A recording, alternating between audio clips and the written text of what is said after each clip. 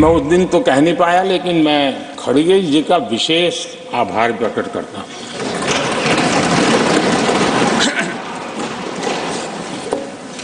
बहुत ध्यान से सुन रहा था खड़गे जी उस दिन में, और ऐसा आनंद आया, ऐसा आनंद आया, ऐसा बहुत कम मिलता है। लोकसभा में तो कभी कभी मिल जाता है, लेकिन आजकल वो दूसरी ड्यूटी पर है तो मनोरंजन कम मिलता है।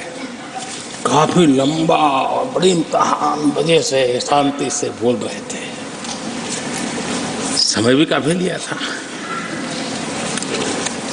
तो मैं सोच रहा था कि आजादी मिली कैसे,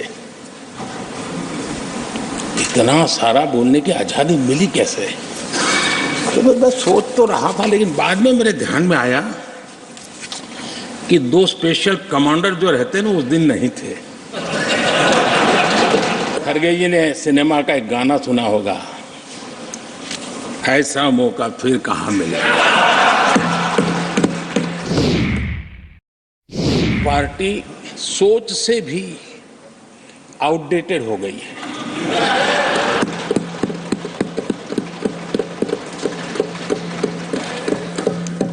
और जब सोच आउटडेटेड हो गई है तो उन्होंने अपना कामकाज भी आउटसोर्स कर दिया है। देखते ही देखते इतना बड़ा दल, इतने दशकों पर तक देश पर राज करने वाला दल, ऐसा पतन, ऐसी गिरावट, हमें खुशी नहीं हो रही है। हमारी आपके प्रति संवेदनाएं हैं, लेकिन डॉक्टर क्या करेगा जी, पेशेंट खुद। आगे क्या बोलूं।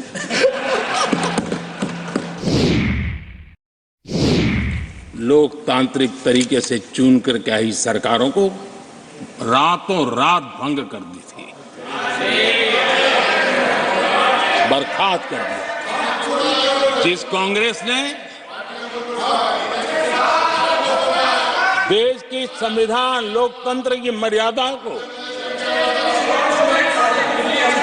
जेल के सलाखों के पीछे बंद कर दिया था, अखबारों पर ताले लगाने तक की कोशिश की थी। आवाज जो कांग्रेस देश को तोड़ने के नैरेटिव घटना का नया शौक उनको पैदा हुआ, इतना तोड़ा कम नहीं है, अब उत्तर दक्षिण को तोड़ने के लिए बयान दिए जा रहे हैं।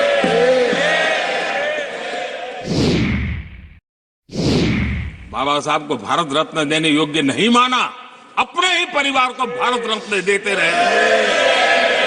जिस कांग्रेस ने देश की गली सड़कों चौक चौराहे पर अपने ही परिवार के नाम के पाठ जड़ दिए हैं, वो हमें उपदेश दे रहे हैं, वो हमें सामाजिक न्याय पाठ पढ़ा रहे हैं। आदरणीय सभापति जी, जिस कांग्रेस के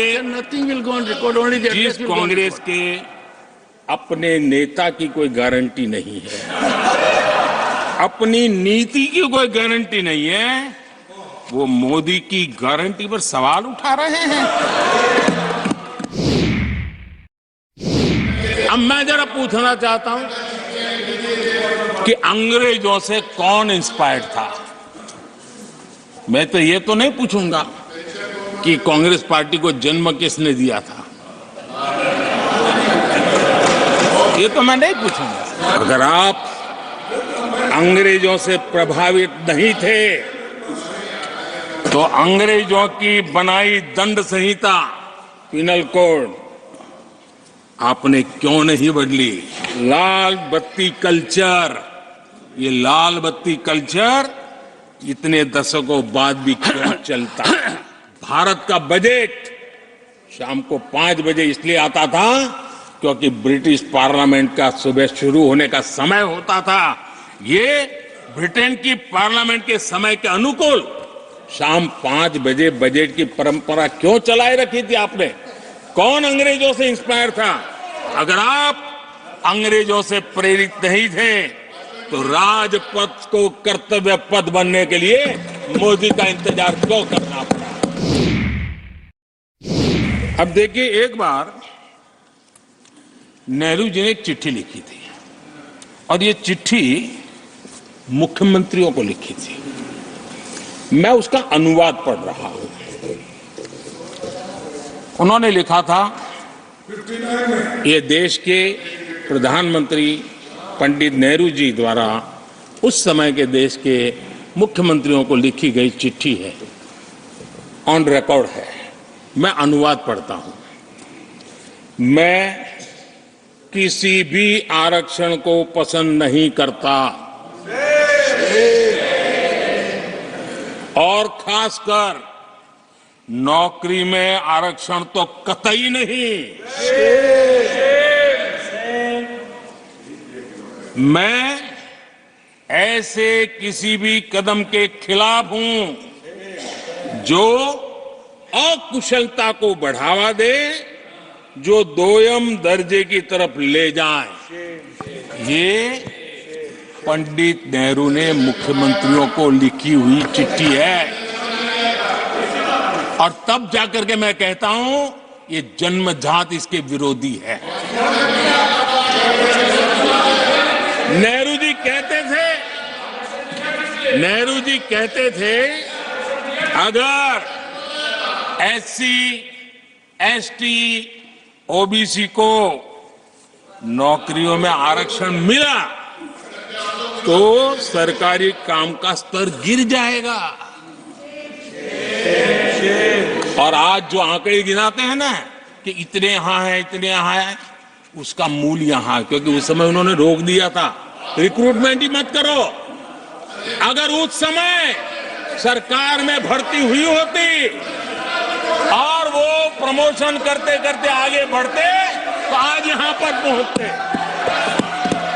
सभापति जी, ये कोर्ट में पढ़ रहा हूं, आप वेरीफाई कर सकते हैं।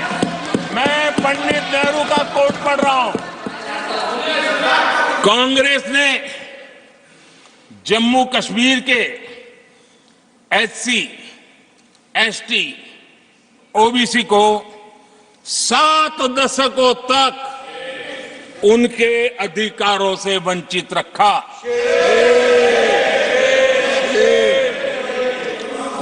आर्टिकल 370 मैं हम कितनी जीतेंगे उसकी बात अभी नहीं कर रहा हूं। आर्टिकल 370 को निरस्त किया, तब जाकर के इतने दशकों के बाद एसटी, एसटी, ओबीसी को वो अधिकार मिले जो देश के लोगों को बरसों से मिले हुए थे। इसको रोक के रखा था। जम्मू कश्मीर में फॉरेस्ट राइट्स एक्ट उनको प्राप्त नहीं था। जम्मू कश्मीर में प्रिवेंशन ऑफ एट्रोसिटी एक्ट नहीं था। ये हमने 370 हटाकर ये अधिकार उनको दिए। हमारे एससी समुदाय में भी सबसे पीछे पीड़ित कोई रहा तो हमारा वाल्मीकि समाज रहा, लेकिन हमारे वाल्मीकि परिवारों को भी 7 दशक के बाद भी जम्मू कश्मीर में रहे लोगों की सेवा करते रहे, लेकिन डोमिसाइल का अधिकार नहीं दिया गया। जब मेरे गरीब, दलित, पिछड़े, आदिवासी, वंचित उन परिवार के बच्चे हायर एजुकेशन में जाएंगे, डॉक्टर बनेंगे, इंजीनियर बनेंगे, उस समाज के अंदर एक नया वातावरण पैदा होगा और उस दिशा में हमारी कोशिश यही है कि मूलभूत समस्याओं का समाधान करने के लिए थोड़ा समय लगे लेकिन मजबूती से काम करें। और इसलिए हमने एजुकेशन पर इस प्रकार से बल दे के काम किया है। कृपा करके जानकारियों का अभाव है तो कहिए, हम जानकारियां दे देंगे, लेकिन ऐसे नैरेटिव मत बनाइए ताकि आपकी प्रतिष्ठा भी कम हो, आपके शब्द की ताकत खत्म हो जाए। आप पर दया आ जाती है कभी कभी।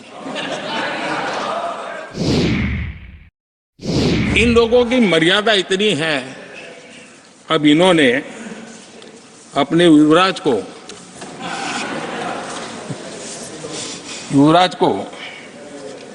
एक स्टार्टअप बना करके दिया है। अभी वो नॉन स्टार्टर है।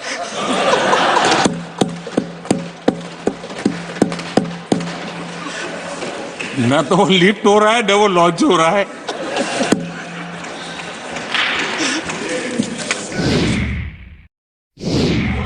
सरकारी कंपनियों को लेकर हम पर भांति भांति के आरोप लगे। क्या क्या आरोप लगाए जा रहे हैं। सिर पैर माथा कुछ नहीं, बस लगाते चलो।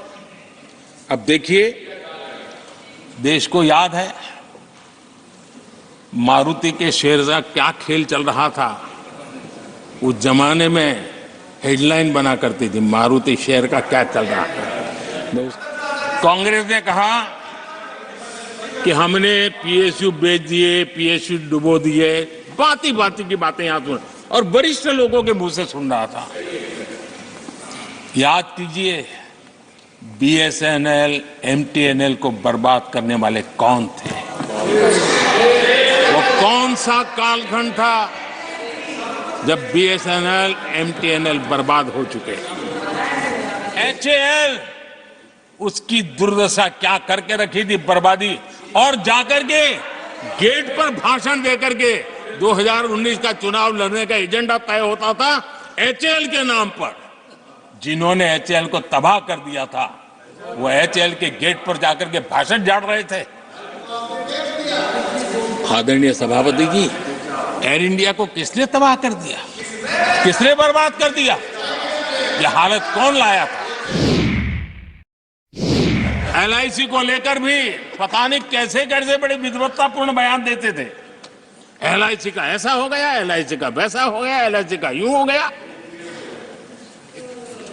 जितनी गलत बातें एलआईसी को लिए बोलनी चाहिए बोली, और तरीका यही है, किसी को बर्बाद करने, अफवाह फैलाओ, झूठ फैलाओ, भ्रम फैलाओ। और टेक्निक वही है।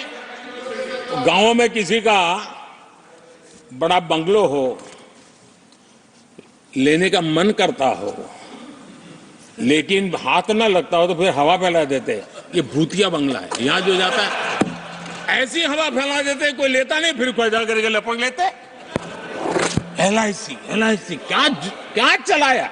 मैं सीना तान करके सुनाना चाहता हूं, आंखें ऊंची करके सुनाना चाहता हूं, आज एलआईसी के शेयर रिकॉर्ड स्तर पर ट्रेड हो रहे हैं।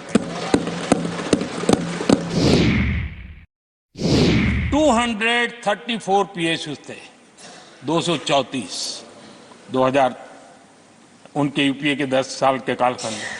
अब 14 में जब उन्होंने छोड़ा, 234 आज 254 है। 234 थे, आज 254 है। अब भाई कोई कौन सा अरिथमेटिक वो जानते हैं, बेच दिए, अब बेचने के बाद 250 हो गया। क्या क्या कर रहे हो आप लोग? आज अधिकतर पीएसयू रिकॉर्ड रिटर्न दे रहे हैं और इन्वेस्टर्स का भरोसा पीएसयू की तरफ बढ़ रहा है। जो छोटा सा भी शेयर बाजार जानते हैं, इनको समझ आता है, नहीं समझता है तो किसी को पूछो। पीएसयू का नेट प्रॉफिट करीब करीब 1.25 लाख करोड़ था, और इस 10 वर्ष में पीएसयू का नेट प्रॉफिट 2.5 लाख करोड़ है। अगले 5 साल में आत्मनिर्भर भारत का अभियान नई ऊंचाई पर होगा। देश हर क्षेत्र में आत्मनिर्भर होता नजर आएगा। आदरणीय सभापति जी, आने वाले 5 साल में मेड इन इंडिया सेमीकंडक्टर दुनिया में हमारी गूंज होगी। इलेक्ट्रॉनिक हर गुड्स में वो चीप होगी जिसमें किसी न किसी भारतीय का पसीना होगा। आदरणीय साहब, दुनिया के इलेक्ट्रिक बाजार में, इलेक्ट्रॉनिक बाजार में एक नई गति का सामर्थ्य आने वाले 5 साल में देश देखेगा।